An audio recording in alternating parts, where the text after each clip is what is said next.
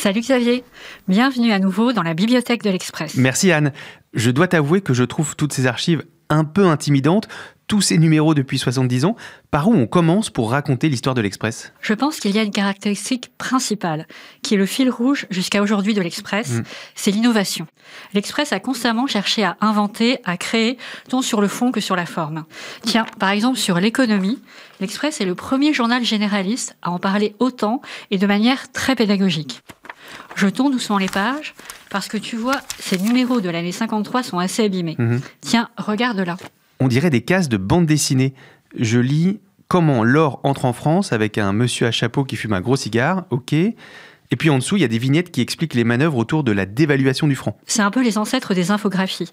Tu vois, cette force novatrice, elle est présente dès les premiers numéros. Et qui pourrait me parler de ça ? Au début, ils étaient vraiment très peu nombreux.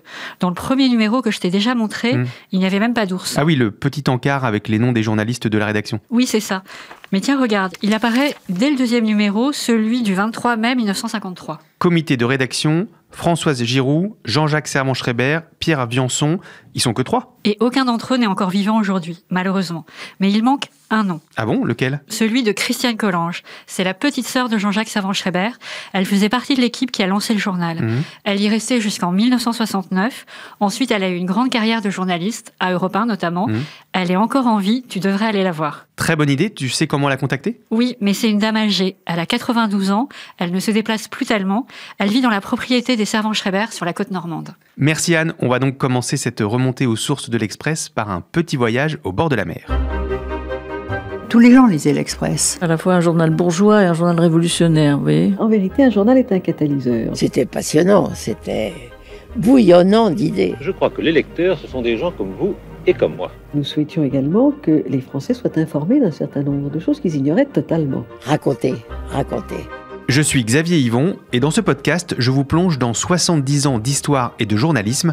Épisode 1, l'Express, journal pionnier. Alors, je rentre la destination, Velette-sur-Mer, hop, c'est parti.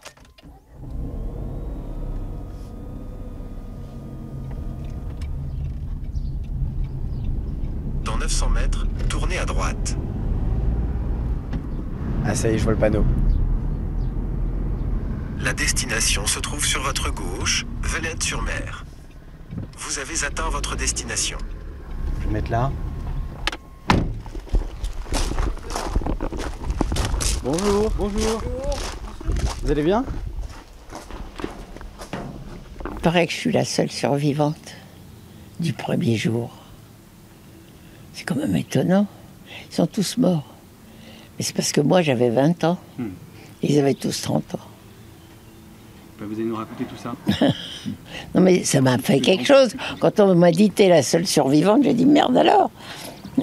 Christiane Collange nous installe sur la terrasse de sa maison, avec vue sur la pelouse épaisse et impeccable, et une rangée de hêtres centenaires. Vous êtes dans une ferme entièrement du XVIIIe siècle.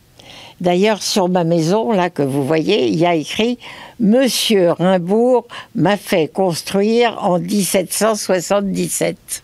Ces 4 fils ont hérité chacun d'une des maisons de la propriété. Certaines ont des toits de chaume, d'autres des murs à colombages noirs et blancs. De temps en temps, vous voyez apparaître des enfants. Oui. Ce sont mes arrière-petits-enfants. Ils sont en vacances ici alors ? Qui sont en vacances chez leur grand-père, qui est mon fils. D'accord. On vit à 4 générations ici. Pas mal quand même. Et, tiens, voilà mon fils. Et Jean-Marc, viens dire bonjour au monsieur. Bonjour. Jean-Marc Coblence. Express. Bonjour. Tu les emmènes au manège ? Oui, ils emmènent au manège. Allez, bon manège, mon amour. C'est plus de ton âge. Ce fils aîné a aujourd'hui 70 ans, comme l'Express, et pour cause, il était dans le ventre de sa mère lors du lancement du journal. L'Express est sorti en mai 53. J'avais 21 ans. J'étais enceinte de 7 mois. Et j'étais secrétaire de rédaction depuis 3 mois à peu près. Moi, je m'occupais de faire un journal physiquement. Faire le journal physiquement, cela veut dire dessiner des pages à la règle, écrire les titres avec des petits caractères en plomb pour chaque lettre et superviser l'impression du journal. Mais pour le premier numéro, tout ne se passe pas comme prévu. Et je me réveille à 5h du matin parce qu'il fallait être au mur à 6h30 ou quelque chose comme ça. Et j'arrive et le chef d'équipe me dit « Nous avons un problème, c'est que nous avons une grève. » Alors je dis « Ah oui ?» Une grève des ouvriers du livre, parce que les ouvriers du livre, je peux vous dire qu'à l'époque, c'était quelque chose. Hein. Et elle me dit « Oui, ils ont fait une grève parce qu'ils ont dit, 1, qu'ils n'obéissaient pas à une femme de 20 ans, et 2, qu'ils n'obéissaient pas à une femme enceinte. » J'étais les deux. Et je dis « Alors, on fait quoi ?» « Ben, je ne sais pas. » me dit le mec. Alors, évidemment, je prends mon téléphone, j'appelle Jean-Jacques, je lui dis « Jean-Jacques, ils font la grève parce que je suis enceinte et que j'ai 20 ans, mais il faut faire quelque chose. » Bon, Françoise et Jean-Jacques arrivent à l'imprimerie, négociation en béton, et ils obtiennent qu'on fasse le truc. Inutile de vous dire que c'était très désagréable comme atmosphère, d'autant plus que j'aurais eu besoin qu'on me soutienne plutôt. Et quand à 12h30, la dernière page a été finie, bouclée, avec le bon à tirer, j'étais vraiment sur les genoux parce que j'avais été debout depuis 6h du matin, enceinte de 7 mois. Fallait le faire. Et là, à ce moment-là, les ouvriers du livre se sont mis à chanter un Allah. Et ça reste un des très grands moments de ma vie. Parce que c'était un Allah pour moi. Vous pouvez nous réexpliquer ce qu'est le Allah ? Le Allah était le chant des ouvriers du livre qui chantaient quand ils étaient contents et qu'il y avait quelque chose qui se passait bien. Et ça faisait Allah, Allah, Allah, Allah, santé du confrère.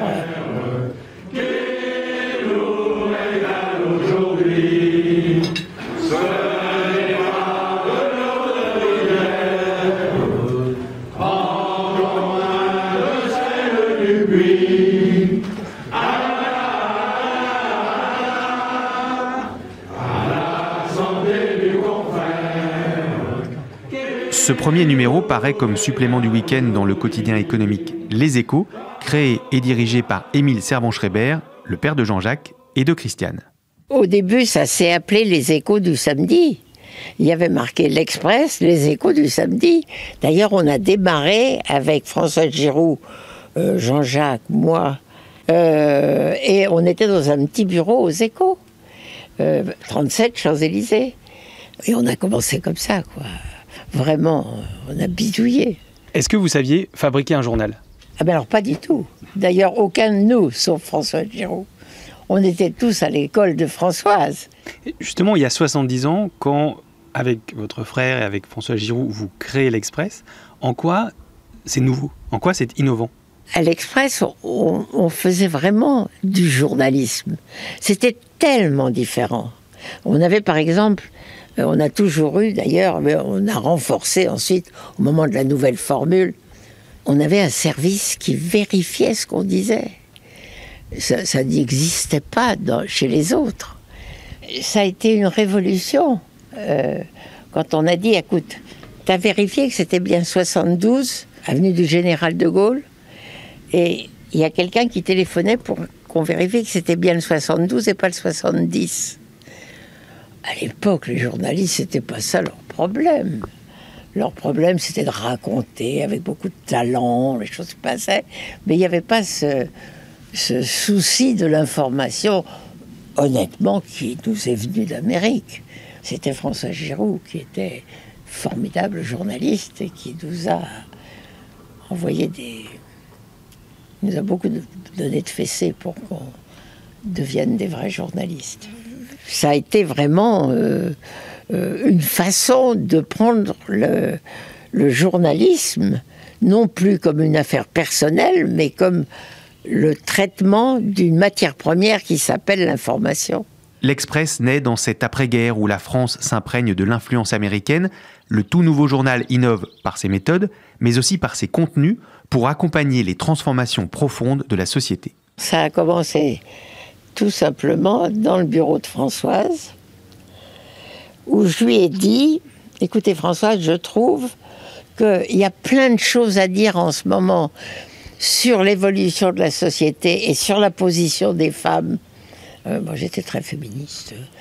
C'était une époque où on avait des convictions. Donc vous allez voir François Giroud. Oui, et je lui dis, ça m'ennuie parce que je ne sais pas où mettre ces idées importantes qui sont l'évolution du divorce, les salaires des femmes. Il y avait une telle transformation là qui se montait. Et elle me dit, mais qu'est-ce que vous voudriez faire? Je ne sais pas, je dis, je ferais bien une page au féminin.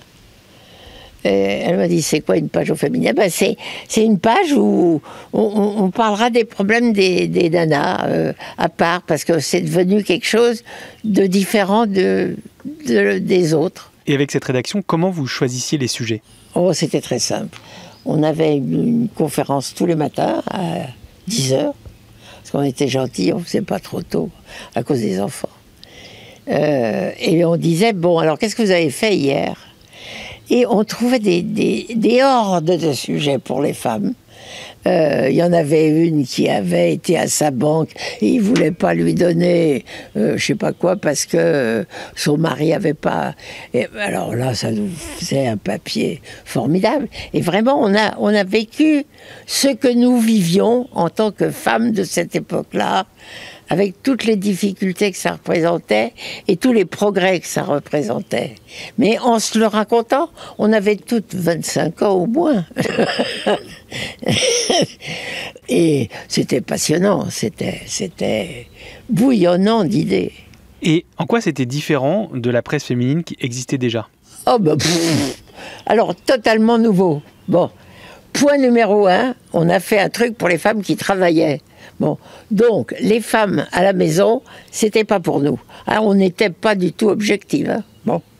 Point numéro 2, on a tout de suite adopté la contraception, tout ce que vous pouvez imaginer. Puis après, évidemment, la PMA, enfin tout. On n'était pas du tout comme nos mères. Alors, la presse féminine avait encore des recettes de cuisine. On a fait une recette de cuisine, mais alors ultra rapide, hein, une recette de cuisine pour quand on rentrait du bureau à 7h et qu'il fallait faire bouffer, parce que nos maris, ils se faisaient encore un peu servir. À l'époque, mais vous vous rendez pas compte, il n'y avait plus aucun rapport entre la vie qu'on a eue petite fille et ce qu'on était en train de vivre en tant que femme. C'était pas toujours très facile, mais tout était nouveau. Conduire sa voiture, avoir une voiture, choisir une voiture. Par exemple, on faisait un article sur Renault a sorti des voitures bleues parce qu'il s'est aperçu que maintenant les femmes ont une importance considérable dans l'achat des voitures et qu'elles les aiment mieux bleues que grises. Article passionnant. Vous voyez ce que je veux dire? Tout était nouveau, mais on ne peut même pas imaginer ce que c'était excitant. C'est ainsi qu'a été inventée Madame Express, qui comptera jusqu'à 40 pages.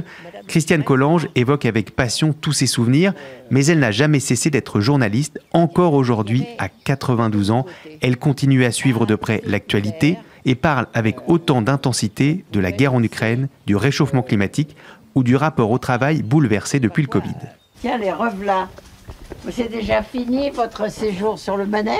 Oui, ils ont fait 3 tours. Vous savez, c'est assez émouvant de se rappeler tous ces souvenirs. Je passe pas ma vie à penser à ça, je pense plus à ceux-là qu'à moi.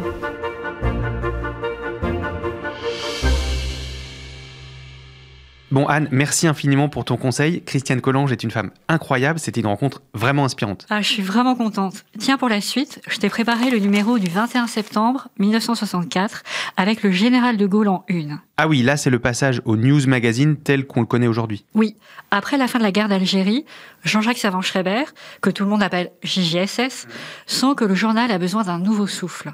L'Express est en perte de vitesse, il ne correspond plus vraiment à l'époque. À la fin de l'année 63, Jean-Jacques envoie son frère Jean-Louis aux États-Unis en immersion dans les rédactions des plus grands magazines d'information. Newsweek, Life, mais surtout Time, où Jean-Louis passe plus d'1 mois. De retour en France, il rend compte à son frère Jean-Jacques de ce qu'il a vu. C'est ainsi que naît la nouvelle formule de l'Express.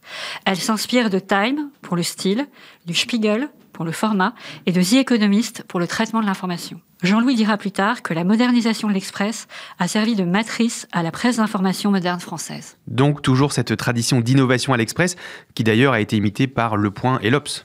Oui, tout à fait. Bon, le fait que l'Express ait été le premier news magazine français, c'est assez connu. En revanche, il y a des innovations qui sont moins célèbres. J'ai ici une archive pas tout à fait comme les autres. Écoute ça. Les invités de Radio Express. Isabelle Maillot, bonjour, vous êtes en direct Radio avec Express, nous, mais qu'est-ce que c'est ? Eh bien oui, l'Express a été aussi une radio. Pas très longtemps, mais suffisamment pour, encore une fois, lancer des idées neuves. On est en 1982, c'est la grande époque des radios libres, puisque François Mitterrand, en arrivant à l'Élysée, a libéralisé les ondes FM. Tu devrais contacter Michel Leloup, c'est l'ancienne de l'Express, elle a participé à la création de Radio Express. Merci Anne, je l'appelle et je vais lui proposer de venir dans notre studio de podcast, ça pourra lui rappeler des souvenirs.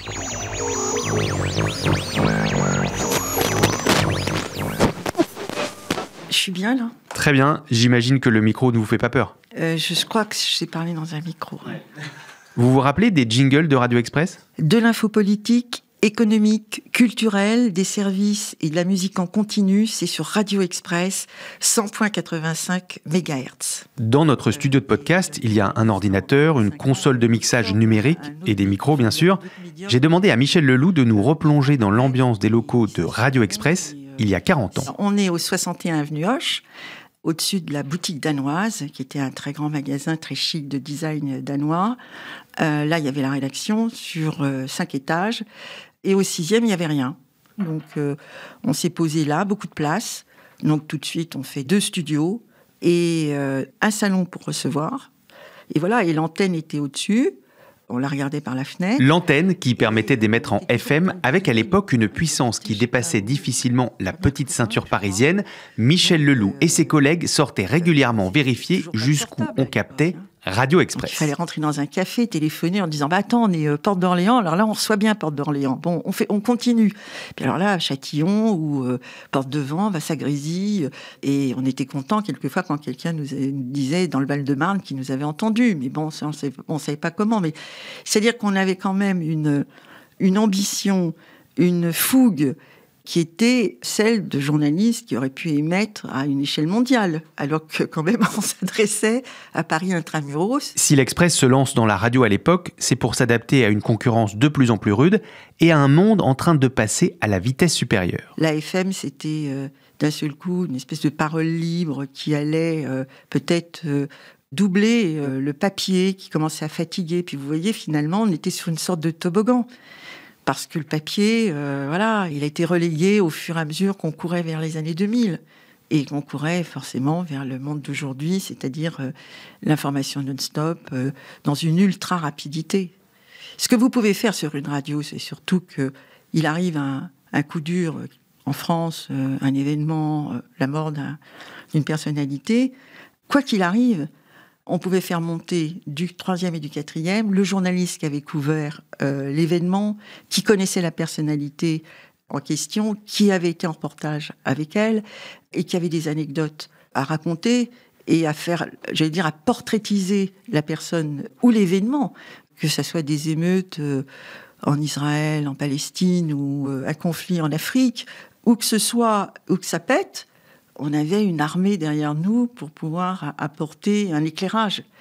Ça, c'était une richesse incroyable. Cette fois, le modèle, c'est CNN qui vient d'inventer l'info en continu. Et puis, on était là à vouloir faire des bulletins toutes les demi-heures, c'est-à-dire presque une information en continu, ce qui était quand même beaucoup de travail, pour pas répéter le même bulletin toutes les demi-heures, c'est-à-dire trouver un angle pointu de façon à rafraîchir l'info. Mais ça, on y tenait, parce qu'on avait quand même cette possibilité d'intervenir toutes les demi-heures. Le rêve, c'était, après l'Express papier, qui était le premier news des années 50, on voulait être la première radio à être écoutée. Enfin, on rêvait d'être France Info, quoi. C'était ça, le rêve. France Info sera créée 5 ans plus tard. Le rêve de Michel Leloup, lui, ne dure finalement que quelques mois. Radio Express s'arrête, faute d'obtenir une fréquence exclusive. Il y avait une espèce d'adrénaline à l'Express, constante, pour chacun d'entre nous. C'était « fais ce qui ne se fait pas ailleurs, avance, innove ». N'aie pas peur. Et ça, je pense que ça a durablement marqué les jeunes journalistes que nous étions. On avait une trentaine d'années. Avance, innove. Ces mots pourraient être ceux de Jean-Jacques Servan-Schreiber et de Françoise Giroud. La motivation des fondateurs a infusé à toutes les époques de l'Express et jusqu'à aujourd'hui. Bonjour, je suis Alain Veil. Aujourd'hui, je suis le président de l'Express. Alain Veil a repris l'Express en 2019 avec la volonté de moderniser une nouvelle fois le titre en s'inspirant, là encore, des États-Unis. Oui, il y a cet héritage parce que l'Amérique, les États-Unis, c'est d'abord une grande démocratie. Donc, du coup, il y a beaucoup de choses qui se créent. Et ensuite, et c'est la conséquence, c'est un pays où la concurrence est rude. Donc, du coup, il faut inventer des choses régulièrement.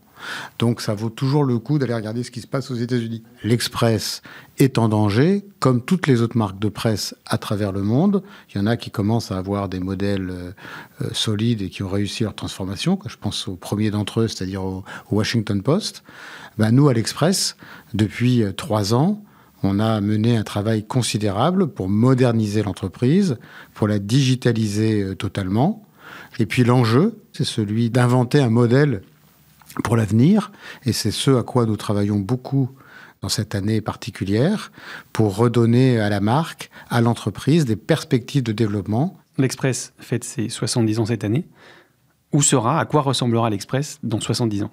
Eh bien, si on fait bien notre travail, ça sera une marque toujours moderne, toujours active pour défendre un certain nombre de valeurs autour de la démocratie libérale. Et donc, c'est une marque qui doit toujours se transformer, qui doit innover pour rester au top comme il le redevient aujourd'hui.